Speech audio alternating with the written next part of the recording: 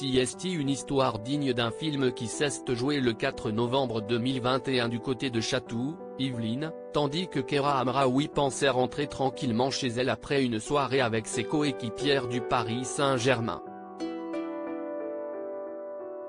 À quelques centaines de mètres de son domicile, la joueuse de 32 ans est agressée très violemment par deux hommes cagoulés munis de barres de fer. Une agression troublante et qui vise principalement ses jambes, comme pour nuire à sa carrière de footballeuse professionnelle. L'enquête se penche dans un premier temps sur Aminata Diallo, au volant du véhicule ce soir-là et concurrente pour le même poste dans son club comme en sélection nationale. Finalement, la jeune femme est relâchée, mais les policiers de la brigade de répression du banditisme de la police judiciaire de Versailles décident de la mettre sur écoute.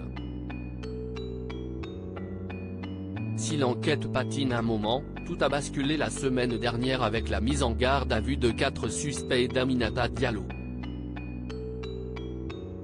Cette dernière a depuis été placée en détention provisoire et les preuves réunies par les enquêteurs semblent indiquer qu'elle est impliquée dans l'agression de sa coéquipière.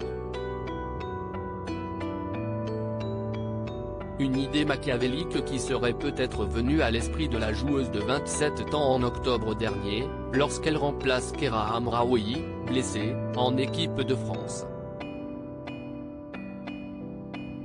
Argent, famille et Snapchat au cœur de l'enquête policière à l'époque, Aminata Diallo est en fin de contrat avec le PSG et rêve de signer un nouveau bail juteux avec le club de la capitale.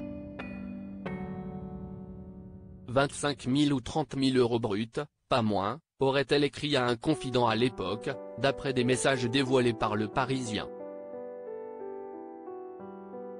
La jeune femme change alors totalement d'état d'esprit et se radicalise. Je vais devenir sans scrupules maintenant. J'ai besoin de personne, même me niquer mon travail gratuitement j'accepte pas.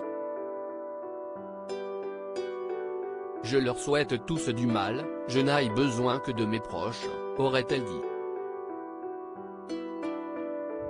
L'appât financier et le besoin d'aider sa famille font donc penser à nos confrères que la joueuse aurait changé d'état d'esprit et décidé de s'en prendre à Keira Hamraoui.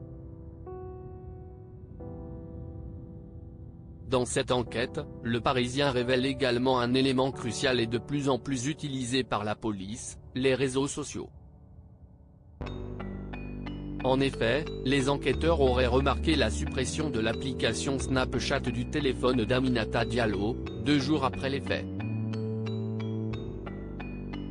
Un élément intrigant et après avoir effectué une réquisition judiciaire auprès de l'entreprise américaine, ils isolent plusieurs numéros qui vont conduire à l'arrestation des 3 suspects interpellés la semaine dernière. L'article sur l'agression de Keira Hamraoui est à retrouver en intégralité sur le site du Parisien.